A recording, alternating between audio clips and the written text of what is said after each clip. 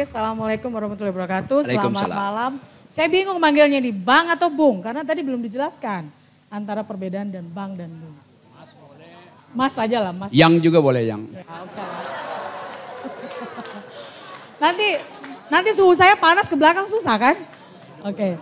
Jadi gini, tadi kan Bang Samsul Ari menyatakan kita harus cabik-cabik dulu pikirannya di malam ini. Cuman pada saat pembukaan Mas atau yang Rocky Gerung menyatakan bahwa dalam peradilan di Indonesia itu tidak ada perdebatan di pengadilan. Yes. Saya kan jadi tercabik-cabik juga pikirannya. Okay. Apa gunanya kita seluruh hakim ini melakukan putusan yang di dalamnya sebenarnya menurut saya ada perdebatan di situ. Tapi perdebatannya dalam bentuk tertulis. Karena memang kita sistemnya beda. Apakah akan dialihkan dari Eropa kontinental ke Anglo-Saxon? Saya pertanyaan seperti itu. Jadi kaget saya kan, apa iya kita ini nggak punya perdebatan yang kita selama ini kita putuskan. Nah ini alasannya apa? Yang Rocky Gerung mengatakan itu. Satu lagi. Tentang ecological justice. Kan merupakan suatu teori. Ada butterfly, effect, dan sebagai silent spring, dan sebagainya. Saya juga jadi, bagus juga ini. Tapi suatu teori tidak ada artinya apa-apa kalau tidak bisa kita terapkan. Hakim di Indonesia menerapkan teori-teori yang bisa kita secara alur berpikir. Nah ini saya tadi tercabik-cabik juga dengan butterfly effect tadi. Air seni bisa buat banjir di Amsterdam. Ya kan? Arizona bisa ke Antartika tadi, ada fosfor tadi. Nah bagaimana ilmu-ilmu yang psychological justice itu, saya tuh tercabik-cabik juga pikiran saya. Bagaimana bisa diterapkan dalam hakim untuk mengadili di Indonesia ini kan kita harus berpikiran ecological justice. Supaya berhasillah kelas malam kita ini kan, seperti itu. Jadi apa parameter ecological justice bisa kita terapkan dalam ruang sidang di pengadilan di Indonesia. Terima kasih.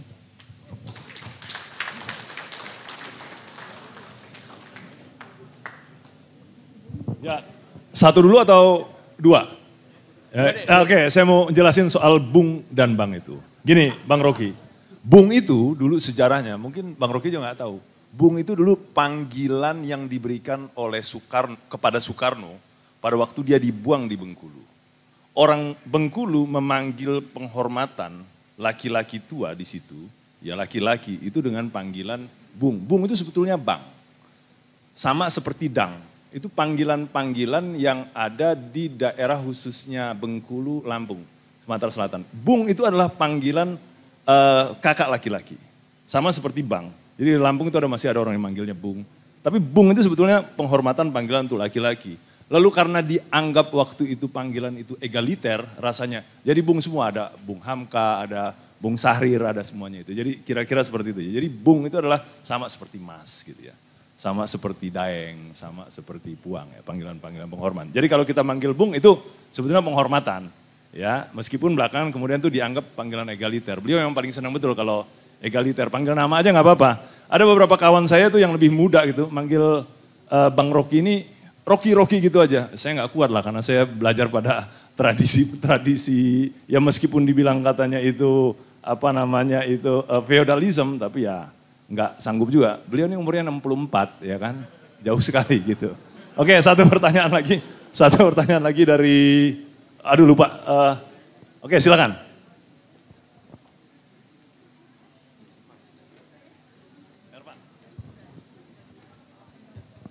Ya, selamat malam. Saya panggil Bapak.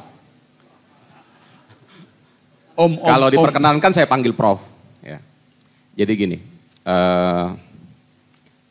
tadi saya mau bertanya yang ditanyakan oleh Ibu Husnul tapi tidak jadi. Karena ini membahas tentang ecological ethic dan ecological justice, tadi sedikit menyinggung tentang niaga. Ya. Jadi pertama tanggapan Pak ya. Saya orang Timor, bapak saya, ibu saya orang Jawa, Pekalongan. Jadi saya banyak menyerap budaya dan culture dari dua daerah tersebut. Nah, itu pertama. Sehingga itu kemudian menentukan dan mempengaruhi bagaimana cara saya berpikir ketika saya menjadi seorang hakim, itu terbawa. Dan karena kita ini adalah hakim Nusantara, tentu cara berpikir kita ilmunya sama, pengetahuannya, tetapi instrumental kerohaniannya atau kerohaniannya itu sedikit bervariasi. Itu yang pertama. Yang kedua, pertanyaan Pak ya. Kami hakim itu diajarkan untuk berpikir secara kritis dan logis. Tetapi ketika menyampaikan, kami harus diam. Jadi kami adalah korps yang diam. Ya, silent corps, dan kemudian kami tuangkan dalam putusan. Nah, kalau yang disampaikan dibandingkan dengan misalnya dengan gaya Anglo-Saxon ya, mereka juga ada yang namanya cross examination. Mungkin debatingnya di situ. Kalau di kami ya sesi tanya jawab, diberikan kesempatan saksi dari pihak penuntut umum kalau itu dalam pidana, dan kemudian dari terdakwa kalau ada. Dan masing-masing kalau dalam perdata ya para kuasa hukum atau prinsipalnya diberikan masing-masing untuk membuktikan. Di situ ada sesi debatnya, ada sesi keberatan. Sebenarnya hanya bahasa gaya atau naming saja. Nah, kemudian gini, saya beberapa kali menonton Bapak ya, cara berpikir Bapak. Yang saya mau tanyakan begini Pak, apa sih perbedaan antara argumen cacat, penalaran cacat, dan siasat cacat? Karena kita hakim ini Pak, seringkali sesuatu yang sederhana kita rumitkan. Dan sesuatu yang rumit kita sederhanakan. Nah, ini yang saya takutkan, karena ini juga terungkap di sini. Begini, niaga itu, saya bawa niaga ya Pak ya. Jadi hakikat niaga itu, pembuktiannya itu harus sederhana. Jatuh tempo dapat ditagih. Nah, itu kan sebenarnya sesuatu atau spektrum yang baru. Dan itu berbeda dengan gugatan sederhana. Ya. Nah, kapan orang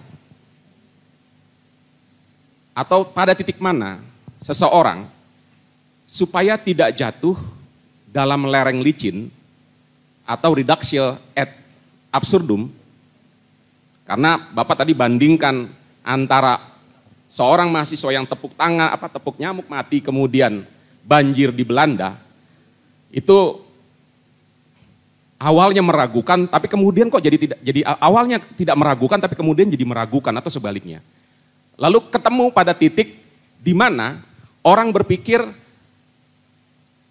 menyamaratakan semuanya, atau mungkin ad dicto simpliciter ad dictum sequendum quid.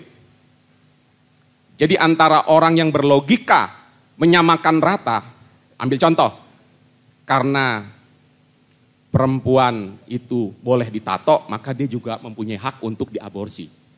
Dengan pemikiran ya lereng licin. Jadi semua itu rumit, tapi kita sederhanakan supaya kita tidak lagi terlalu bertele-tele dengan, kalau di dalam niaga, insolvency test. Jadi cukup presumption of insolvent. Ya, ya. Saya pikir seperti itu. Jadi terima kasih. Ini masuk Pak, masuk dalam niaga. Ini masuk, ini buat karena kita borderless. Cara berpikir kita niaga ini, ya. Jangan, saya dapat 50 Pak, cross border. Iya, saya dapat 50, nggak apa-apa. Iya, nggak masalah. Jadi seperti itu Pak.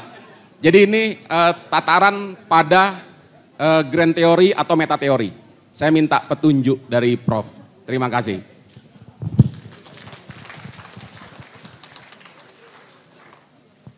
Oke. Saya lupa, rupanya ada di sini untuk berdiri, jadi bisa dapat fotonya bagus ya, harusnya maju di sini. Jadi makasih teman-teman, nanti langsung dijawab ya, Bang Rocky ya. Bu Husnul tadi tanya, dia ngerasa tercabik-cabik juga karena tadi sempat digoda ya. Biasa kalau Pak Rocky itu kalau membuat ceramah pertama itu ya memberikan metafor lalu kemudian memprovokasi, membuat seolah-olah itu. Jadi ada hal yang sifat-sifatnya yang metafor, ada sifat-sifatnya ini, tapi Bu Husnul tadi bicaranya soal teknisnya. Enggak lah, putusan kita tuh di dalamnya tuh perdebatan kok gitu kan. Meskipun caranya beda kalau di luarnya kan seperti bebantah-bantahan, tapi di itu kan ada saksi, ada segala macam itu. Sementara kalau Ervan Langgeng Kasih, namanya keren ya, romantis namanya. Jadi namanya Ervan Langgeng Kasih itu bertanya kayaknya hal-hal yang sifatnya filosofis ya. Ada logical fallacies juga, teori-teori tentang itu. Silakan Bang Rocky. Oke, buku Snul.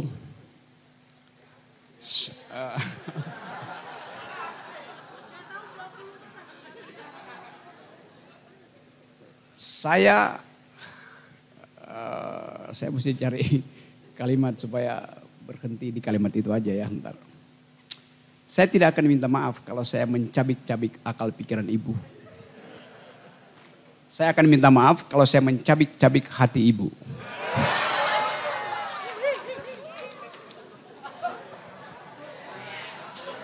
Oke, jadi itu poinnya tuh, bahwa memang buku Snul protes, ada perdebatan, ini pasti ada perdebatan. Tapi yang saya ucapkan adalah deskriptifnya, bukan preskriptifnya. Deskriptifnya tidak ada perdebatan, karena jadi rahasia umum, lawyer antar lawyer bisa selesaikan kok. Jadi yang saya bicarakan yang terjadi, bukan yang seharusnya berlangsung.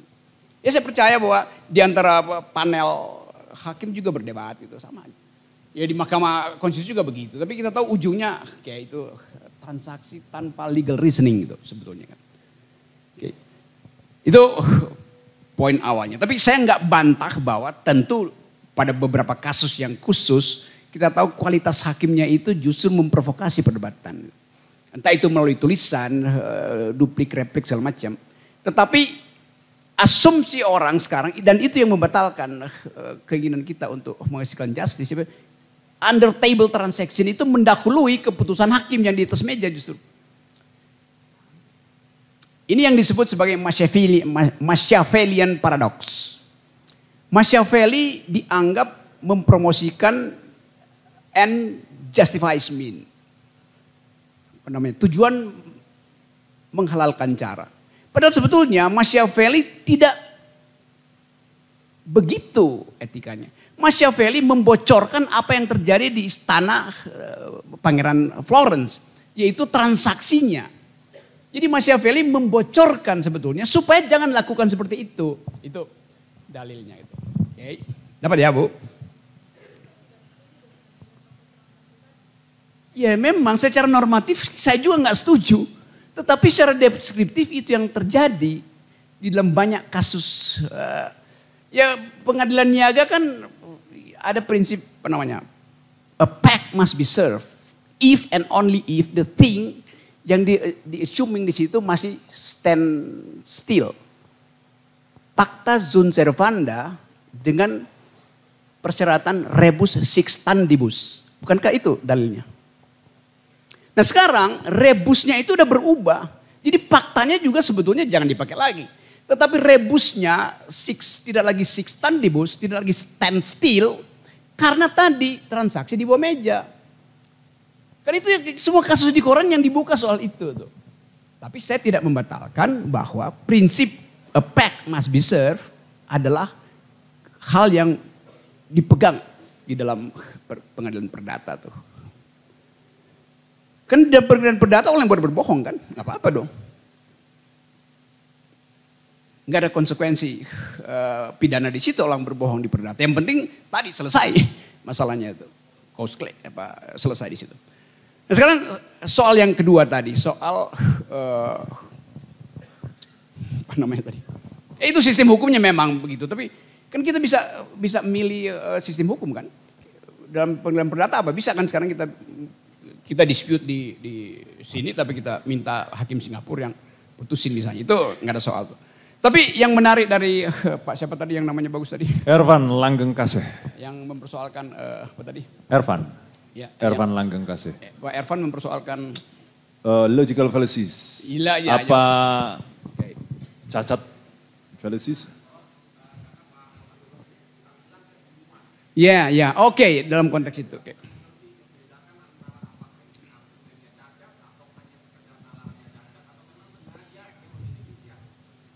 Oke, sebaliknya sebut aja memang siasat untuk menyesatkan.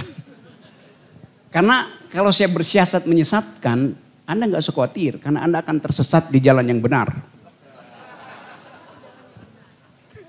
Saya terangkan pelan-pelan ya. Saya memakai istilah dungu untuk mengganti istilah-istilah bahasa Latin yang panjang itu. Yang kita sebut logical fallacies itu. Jadi dungu itu bukan orangnya, tetapi jalan pikirannya. Tapi orang selalu menganggap, kalau saya bilang presiden dungu, nggak mungkin presiden dungu. Presiden itu lembaga, maka yang dungu pasti kebijakannya kan. Lain kalau saya bilang Jokowi dungu, itu saya menghina dia tuh sebagai persona tadi. Tapi sebagai pejabat publik, kedunguan itu gagal nalarnya ada di dalam kebijakannya tadi. Saya sebut kebijakan Presiden Jokowi tentang IKN itu dungu. Karena apa? Karena dia tempatkan AMDAL itu di belakang, padahal AMDAL mesti di depan. Kan dungu namanya kan. Memang orang marah, tapi saya jujur katakan, ya salah apa namanya? Sekuensisnya salah. Itu soalnya. Jadi saya nggak ada masalah dengan Pak Jokowi itu sebagai persona itu. Yang bermasalah adalah soal Anaknya juga datang kan? Anaknya datang ke tempat saya justru minta dikritikan. Saya bilang oke, Gibran datang ke tempat saya. Saya kasih contoh yang lebih mutakhir ya. Bagaimana penipuan-penipuan itu dilangsungkan. Kemarin ada Hannover Fair. Di Hannover, Jerman. di Jerman itu. Saya tahu isu yang ada di situ. Indonesia dapat space yang besar banget, 400 meter di situ. Mau diisi apa itu? Karena itu fair, pameran tentang teknologi lingkungan, teknologi yang terbarukan segala macam. Sementara kita nggak ada poin itu, bahkan terakhir di konferensi Warwick ya, yang terakhir di Inggris itu. Kita justru tidak bisa comply dengan tuntutan bahwa 2030 kita mesti zero emission. Kita tunda lagi 2060 segala macam. Oke, dalilnya ada di situ. Tapi yang terjadi di Hannover Fair, Presiden Jokowi datang ke situ untuk menyaksikan ada kontrak baru di bidang energi, green economy, antara perusahaan Indonesia dengan perusahaan Eropa. Presiden lihat, tanda tangan kontrak di situ. Sekarang dalam konteks tadi, apa benar itu kontrak yang real time? Saya tahu dan saya curiga. Kontrak itu 2 tahun lalu udah dibikin. Tapi demi pencitraan beberapa menteri, seolah itu kontrak baru. Untuk apa? Untuk pamer bahwa Indonesia sudah berhasil tanda tangan kontrak dengan perusahaan Eropa. Itu bohong. Kalau kita beri lebih lanjut, yang kontrak siapa? Perusahaan Indonesia dengan perusahaan Indonesia. Lalu devisanya dari mana dapat kalau Indonesia rupiah dengan rupiah yang ditransaksikan kan? Tapi nanti di headline ada MOU baru, ada kontrak baru. Ditipu. Penipuan-penipuan itu disaksikan di tengah-tengah publik internasional lagi sorot Indonesia. Kan konyol kan. Kalau datang ke Indonesia misalnya di peradilan kan di peradilan niaga. Ya memang ada tanda tangan pada tanggal itu. Tapi itu tanda tangan hanya untuk demi headline bahwa negara berhasil untuk bikin kontrak G2G dengan negara lain. Ya buat kepentingan perdata nggak ada urusan di situ, biar aja kontraknya saya backdate-nya dibuat kan nggak ada problem di situ. Tapi secara etis itu menyebabkan kita kehilangan kepercayaan investor untuk masuk ke Indonesia. Itu yang terjadi. Dan itu yang akhirnya terbukti bahwa kita lihat misalnya dalil Pak Bahlil ada 1.200 triliun yang nunggu untuk investasi itu. Pada saat yang sama BPS bilang ada 1 juta lapangan kerja yang tidak tercipta. Bagaimana ada dalil itu kita pakai dalam konteks untuk pengadilan niaga misalnya. Yang mana yang kita percaya? Keterangan Pak Bahlil sebagai BKPM atau keterangan BPS yang mengatakan PHK 1 juta setiap tahun yang lalu tuh. Kalau ada investasi masuk mestinya nggak ada PHK kan. Nah itu konteks yang saya bilang tadi bahwa pacta sunt servanda tetapi rebus sic stantibusnya tidak lagi stand still. Perjanjian-perjanjian yang mengandaikan adanya pact must be served itu hilang.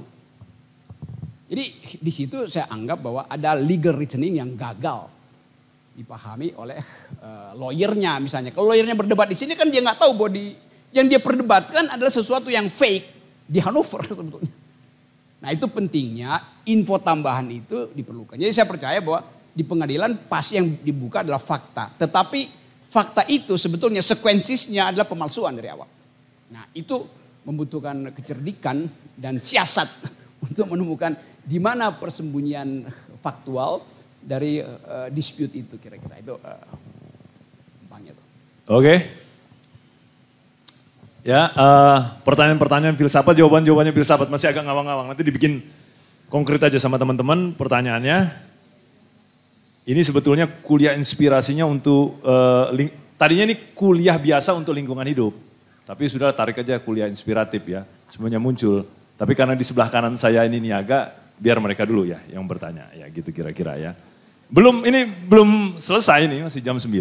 Cuma saya mau bilang begini, kawan-kawan, Pak Rocky ini, Bung Rocky ini, Bang Rocky ini, saya waktu mengundang-undang pertama itu juga saya agak takut-takut itu. Saya perhatikan udah dari awal dulu, beliau ini kawan dari kawan saya di zaman mahasiswa dulu ya. Jadi saya nanya, bahaya nggak ya? Tapi saya perhatiin berapa kali-kali dia kritik keras begitu, kok nggak sentuh-sentuh juga ya, sempat dilaporin ya, selesai begitu aja ya. Selidik punya selidik ya, kawannya banyak, Bu Mega kawannya kan gitu kan.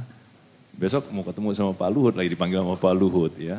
Lalu Pak Mahfud juga pening gua kalau Rocky nggak kasih kritik gitu kan. Nanti maksudnya ya mungkin nggak ada perdebatan juga di area politik, di headline dan sebagainya itu. Dan hari-hari ini juga setiap hari, sehari 3 kali.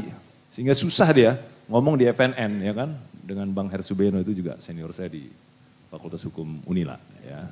Nah jadi teman-teman jangan terjebak Bang Rocky ini urusan kritik-kritik itu aja gitu ya.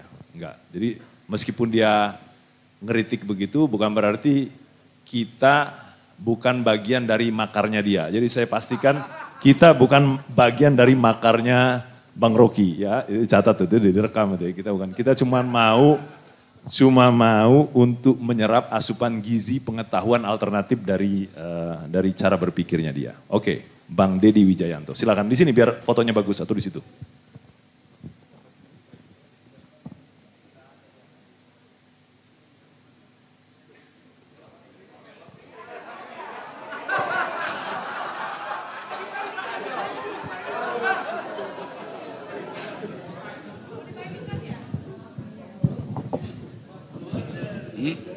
Dia nggak belot, dia pindah koalisi. Ya, pindah koalisi dia.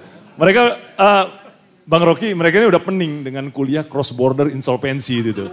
Udah dari hari pertama, apa itu barang cross border insolvency nih, pala mereka pening gitu. Cross border. Tes 1, 2, 3. Ya silakan. Oke.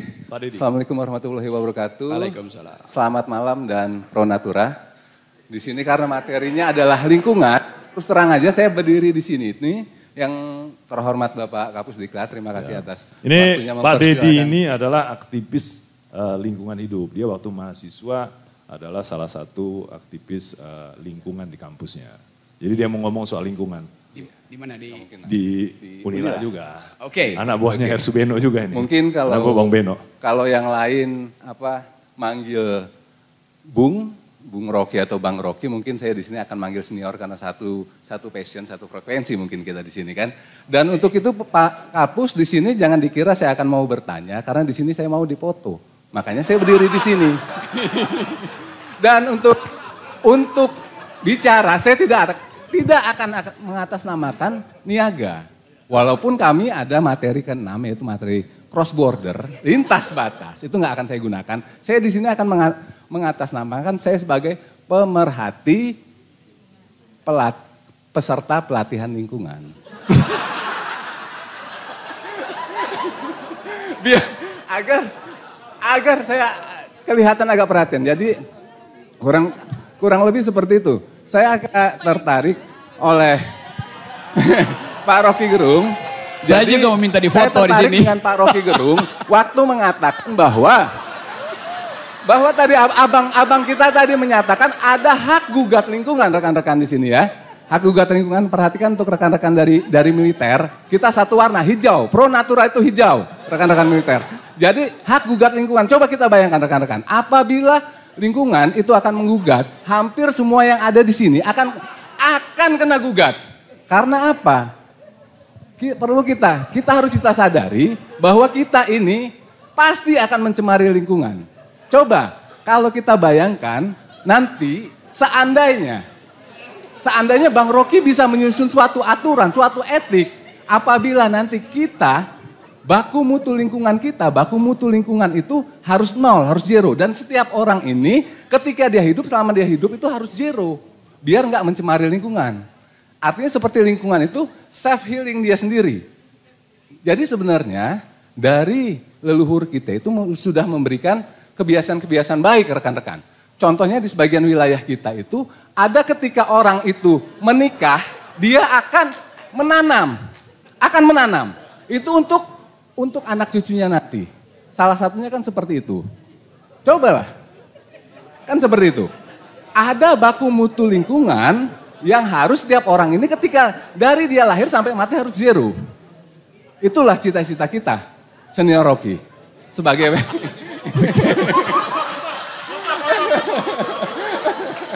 Jadi mana yang mau foto? Memang masih banyak sebenarnya. Masih Dekat biar foto. Dekat. Foto. Nah, akhirnya dapat juga. Terima kasih Pak Kapus. Akhirnya dapat juga saya foto dengan Bang Rocky. Ya, sudah. Ya oke, poinnya apa, Bang Deddy? Poinnya sebenarnya itu salah satunya. Enggak ada poinnya, yang penting gue dapat foto. Poinnya masalah etik. Kalau penegakan hukum agak sulit. Karena apa? Kebenaran itu ada di kekuatan dan di kekuasaan. Kita di IPO kita, di CPO kita di embargo karena apa? Kekuatan dan kekuasaan itu sendiri. Kemudian di dalam kebijakan lingkungan kita, tahu sendiri Jagawana itu cuma 6 orang jagain ribuan meter, itu nggak bisa nggak bakal mungkin. Itu di polisi lagi. Kemudian juga ada beberapa orang yang cuma bisa menikmati alam itu sendiri dan itu seharusnya setiap orang itu harus dibagi rata. Itu banyak. Artinya kita mau penegakan ini lewat etik. Seperti yang saya katakan tadi, kalau kita cuma bisa mendorong lewat etik, kalau lewat aturan itu sudah banyak dimanipulasi, kurang lebih seperti itu. Oke, terima kasih. Beri tepuk tangan buat Pak Deddy. Ya, karena bukan saja bertanya, ya, tapi juga menjadi advocatus diaboli, jadi Diviles advokat untuk lingkungan hidup yang bersih ya.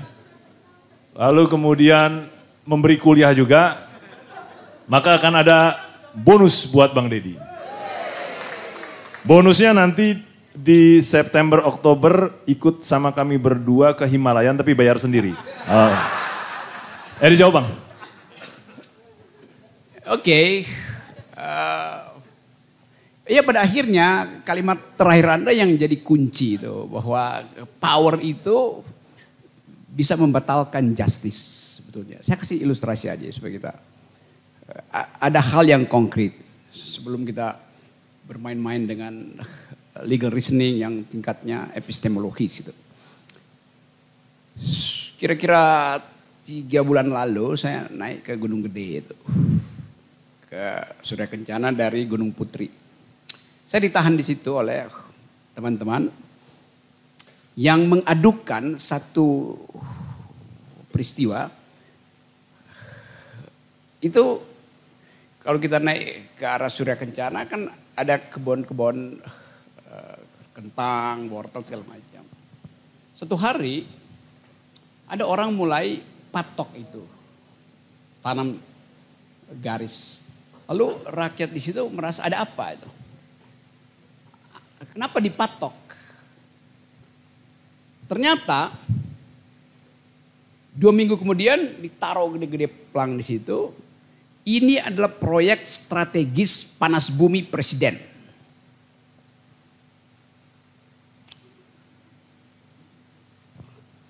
Jadi ada panas bumi di perut gunung gede yang mau dieksplorasi itu, dikasih patok.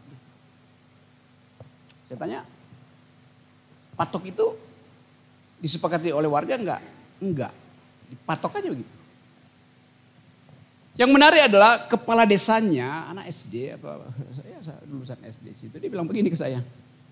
Kalau saya foto patok itu dengan orang yang lagi patok, kena undang-undang ITE apa enggak Pak? Anda bayangkan itu. Undang-undang ITE jadi momok sampai ke desa yang hidupnya cuma bertani itu. Hal yang dia nggak tahu undang-undang ITE itu apa. Yang dia tahu bahwa undang-undang ITE itu ada pemenjaraan. Hanya itu yang masuk di kepalanya. Coba. Buat bikin foto aja dia takut. Saya tanya kenapa takut? Nanti dipersoalkan. Bahwa saya memotret seseorang yang lagi bikin patok. Saya bilang kalau dari belakang kan nggak ketahuan. Ya, tapi kan di situ ada tulisan ini adalah proyek strategis presiden. Kata presiden dan strategis itu udah menakutkan warga. Jadi bayangkan hegemoni kekuasaan itu membatalkan keakraban kita sebagai warga negara. Undang-undang lingkungan selalu datang dengan prinsip yang disebut sebagai meaningful involvement. Meaningful participation. Ini meaningfulnya di mana kalau tiba-tiba rakyat tinggal lihat itu negara hadir. Untuk apa? Untuk menakut-nakuti. Jadi negara nggak paham environmental ethics sebetulnya. Bahwa lahan itu diolah oleh tangan manusia dan tangan itu memberi nilai pada tanah yang dia olah. Itu dasar pertama dari pemilikan. Saya mengolah tanah itu, maka lama-lama tanah itu menjadi investasi saya karena saya kasih labor saya pada tanah itu.